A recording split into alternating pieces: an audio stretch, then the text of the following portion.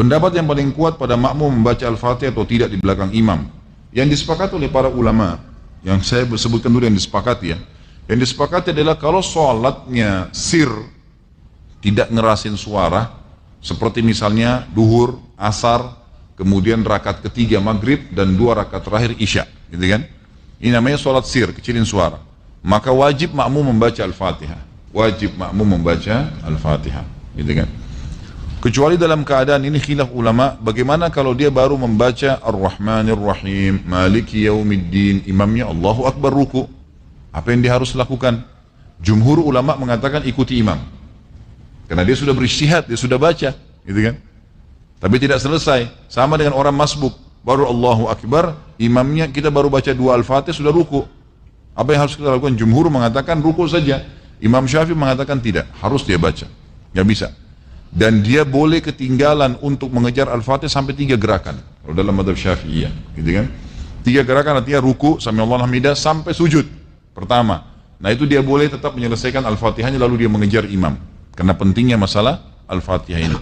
Tapi kalau sholatnya jahar, ngerasin suara, subuh, 2 rakaat pertama maghrib, gitu kan? 2 rakaat pertama isya, maka ini hukumnya jumhur mengatakan tidak ada bacaan bagi makmum, kecuali imam memberikan jeda waktu.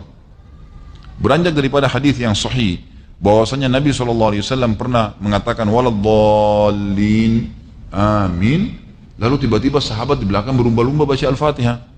Jadi ada suara bergemuruh gitu, sehingga bacaan Nabi SAW, Nabi sendiri terganggu SAW, dan makmum juga tidak konsentrasi dengar bacaan ayatnya beliau.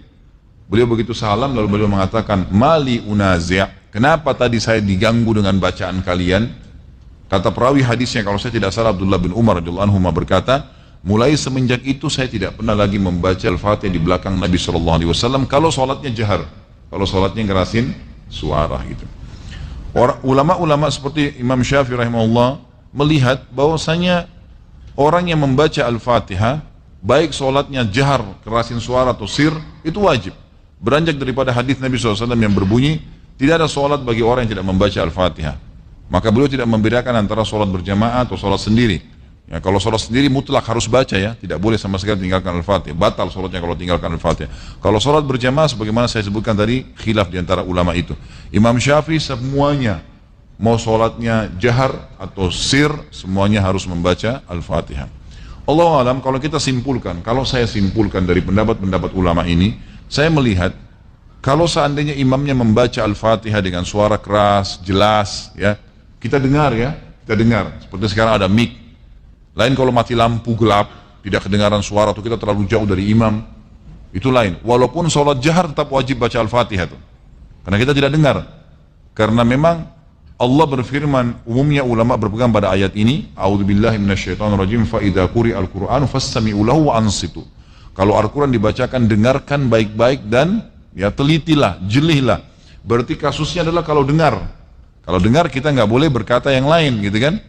Nah kalau imam sholat jahar, maghrib misalnya, tapi mati lampu, kita di saf ke-5 atau ke-6, ke-7 ke belakang, nggak dengar.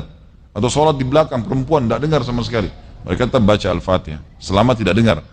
Tapi kalau mereka dengar Al-Fatihah itu, seperti tadi imam kita Masya Allah membaca misalnya, kita dengar. Dan pada saat mengatakan waladdallin, kemudian semua mengatakan amin, begitu selesai amin, imamnya baca langsung surah. Nah ini Allahu alam, yang lebih dekat pendapat ulama mengatakan tidak lagi baca Al-Fatihah. Kembali kepada hadis, ya, bacaan imam adalah bacaan makmum.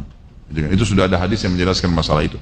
Tapi kalau imamnya jeli dan dia lebih faham masalah fikih menjadi imam, adalah setelah waladdallin amin, imamnya diam jeda 7 ayat Al-Fatihah. Maka pada saat itu makmum silakan baca, gitu kan? Dia membacanya. Jadi ini tinggal tergantung bagaimana kondisi imam memberikan dia kesempatan. Allahu a'lam.